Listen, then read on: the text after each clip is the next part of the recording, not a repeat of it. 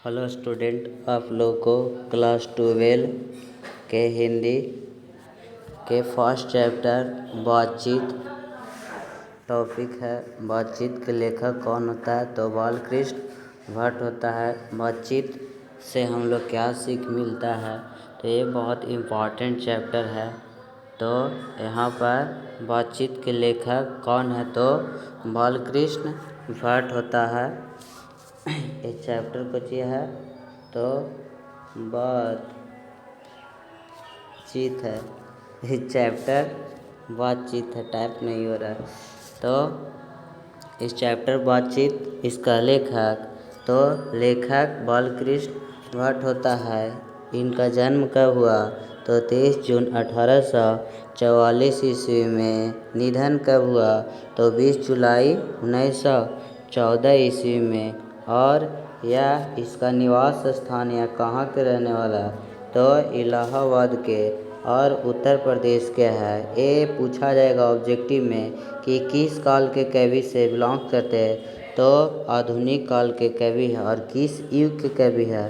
तो भारतेंदिक युग के कवि है। तो ऑब्जेक्टिव के लिए जन्म, लेखक, जन्म और कहाँ के लेखक रहने वाला है? उत्तर प्रदेश। और किस काल के कवि है? तो आधुनिक काल के। और किस युग के कवि है? तो भारतेंदिक युग के। ये सब जो होता है ऑब्जेक्टिव के लिए VVI होता है। चलो आगे चलते हैं। इसका रचनाएं देख लो। तो इसका रचनाएं बहुत सारा है। रहस्य कथा, नूतन ब्रह्मचारी, 100 औजार, इस प्रकार से इसका क्या चाहिए? रचनाएं। इतना सारा को ये बालकृष्ण भट्ट है जो रचनाएं कर चुके हैं। फिर आगे आते हैं। ये बालकृष्ण भट्ट बातचीत को किस रूप में लिखा? तो ऐसे यानी निबंध के रूप में। VVI ऑब्जेक्टिव है। तो बातचीत क्या चीज़ है? तो एक निबंध यानी ऐसे है। और निबंध यह लगभग 1000 निबंध, जिसमें 100 से ऊपर बहुत महत्वपूर्ण है। 100 से ऊपर जो है ये समाज के लिए बहुत ज़्यादा इम्पोर्टेंट साबित होता है। तो इस प्रकार से आगे चलते हैं। अब आते हैं क्या चीज़? बातचीत कहानी पे। जो बातचीत निबंध का सारांश। बातचीत शीर्षक निबंध आधुनिक काल के प्रसिद्ध निबंधकार बालकृष्ण भट्ट द्वारा लिखा गया। ये जो कहानी है ये आधुनिक काल के प्रसिद्ध लेखक बालकृष्ण भट्ट जो निबंध के रूप में लिखा गया। इसमें वाक शक्ति को लेखक ने ईश्वर का वरदान बताया। हम लोग का जो मनुष्य जो होता है वो वाक शक्ति यानी बातचीत करने की क्वालिटी हम लोग का भगवान का वरदान माना जाता है। यानी अदर जीव में बातचीत करने का इतना अच्छा व्यवस्था नहीं है। और बालकृष्ण जी कहते हैं कि वाक शक्ति अगर मनुष्य में न होती तो न जाने इस गूंगी सृष्टि का क्या हाल होता। तो इस गूंगी सृष्टि का क्या हाल होता? वे कहते कि बातचीत में वक्ता को स्पीच की तरह नाज नखरा जाहिर करने का मौका नहीं दिया जाता है। और बोला जाता है कि अगर बातचीत नहीं होता तो हम लोग के समाज में एक कोने में काची रहते, खड़े रहते। जिस प्रकार से जानवर बिखरा हुआ रहता है उसी प्रकार से सारा हम लोग भी बिखरे हुए रहते। हम लोग बातचीत के वजह से ही एक क्लास करते, पढ़ाई करते हैं। और क्या चीज़? कोई भी मन में विवाद रहता है तो उस विवाद को निपटारा बातचीत से ही होता है। तो बातचीत हम लोग के लिए बहुत ज़्यादा इम्पोर्टेंट है। जिस कहानी में ये भी कहा गया, लेखक आगे चलते तो कहता है कि वे कहते हैं कि जैसे आदमी को ज़िंदगी मज़ेदार बनाने के लिए खाने पीने, चलने फिरने इत्यादि की ज़रूरत होती है, वैसे ही बातचीत भी अति आवश्यक है। इससे बातचीत हल्का और स्वच्छ हो जाता है और मवाद यानी मन में जो विवाद रहता है और मवाद जो हृदय में जमा रहता है वो भाव बनकर उड़ जाता है। वेन जॉनसन एक वैज्ञानिक है या राइटर जो वेन जॉनसन कहते हैं कि बोलने से ही मनुष्य के रूप का साक्षात्कार पता चलता है। यहाँ पर लेखक क्या कह रहा है वो अपने लैंग्वेज में समझना। लेखक कहना चाहता है कि जिस प्रकार से आदमी को जीवन मज़ेदार बनाने के लिए, जीवन अच्छा बनाने के लिए खाने पीने चलने फिरने ये सब की आवश्यकता होता है, तो उतना ही इम्पोर्टेंट बातचीत का होता है। अगर कोई आदमी का चलना फिरना खाना ये सब दे और बात करने के लिए नहीं दिया जाए तो उतना अच्छा उसका जीवन नहीं कटेगा।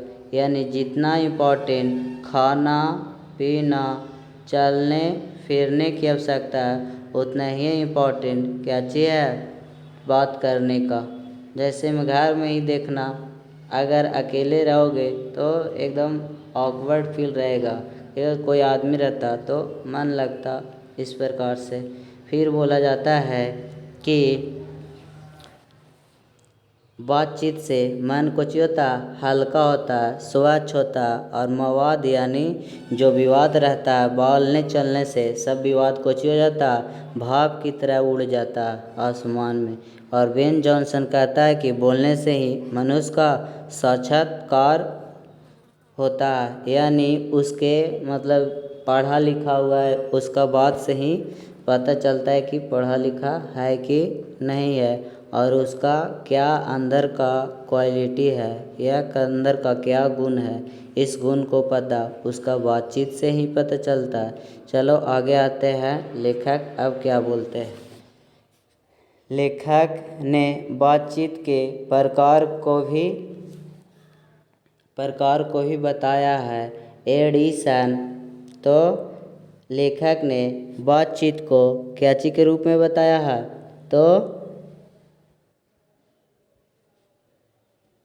तो लेखक बातचीत को एडिसन मानते हैं कि असल बातचीत जो होता है वो दो लोगों के बीच होता है। असल बातचीत कितने लोगों को बीच होता है, तो असल बातचीत दो लोगों को बीच होता है। तो इस प्रकार से फिर आगे आते हैं तो फिर बोला जाता है कि तो व्यक्तियों में हो सकती है अर्थात जब दो लोग होते हैं तभी अपना दिल एक दूसरे के सामने खोलते हैं। यानी ये ऑब्जेक्टिव भी आई है। एडिसन मानते हैं कि असल बातचीत कितने लोगों के बीच होता है, तो असल बातचीत दो लोगों के बीच होता है और दो तीन वो रहेगा तो फॉर्मेलिटी निभाया जाता है।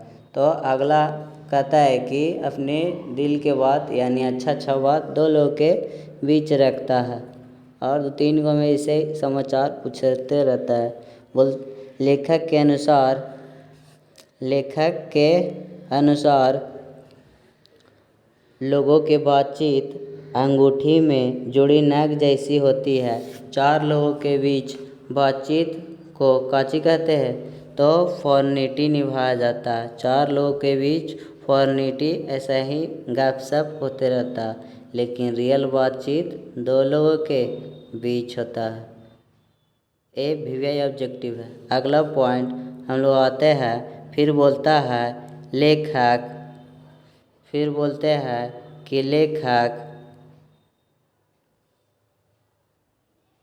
लेखक कहते हैं कि यूरोप के लोगों में बातचीत का हुनर है जिसे आर्ट ऑफ कन्वेंशन कहते हैं। VVI क्या चीज़ है, यहाँ पर VVI क्वेश्चन आंसर उठेगा। आर्ट ऑफ कन्वेंशन से आप क्या समझते हैं, तो आर्ट ऑफ कन्वेंशन से बोलना है।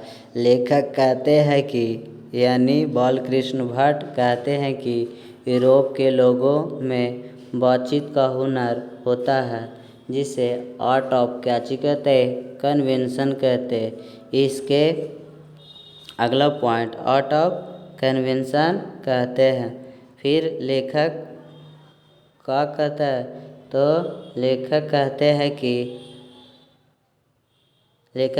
हैं कि यूरोप के लोगों में बातचीत का हुनर होता है, बहुत अच्छे ढंग से बातचीत करता है। और हम लोग के गांव में देखना, बड़ा का भी अजीब टाइप से बोला जाता है, बड़ा छोटा में उतना अंतर नहीं रहता है। तो ये सब हम लोग के बातचीत का हुनर उतना अच्छा नहीं माना जाता है।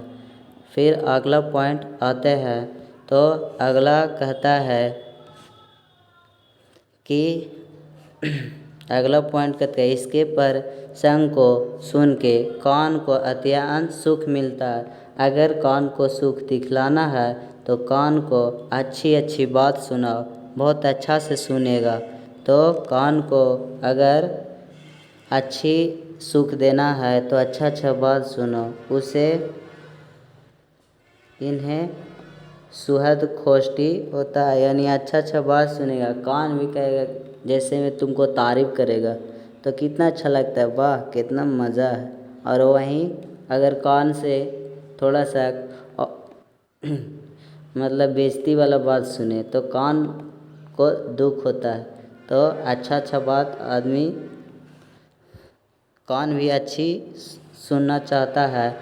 अंत में बालकृष्ण भट्ट कहते हैं कि हमें अंदर ऐसी शक्ति पैदा करनी चाहिए जिसे हम अपने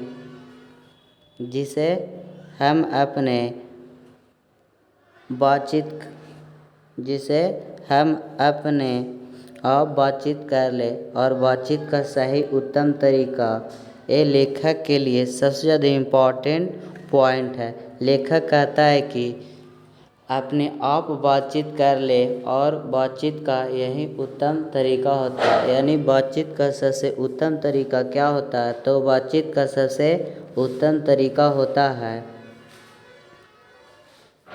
खुद से बात करना, यानी अपने से बातचीत करना, अपने को समझाना, अपने को कमियों को पूरा करवाना।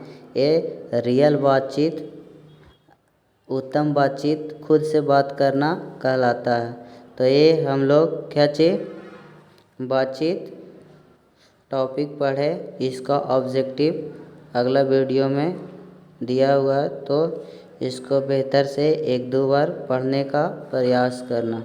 तो अगर वीडियो अच्छा लगा है तो लाइक और सब्सक्राइब करना न भूलें, और इसी प्रकार से वीडियो बनाते चलेंगे। अगर कहीं पे दिक्कत हुआ है तो वीडियो में तो कमेंट करके बतलावे।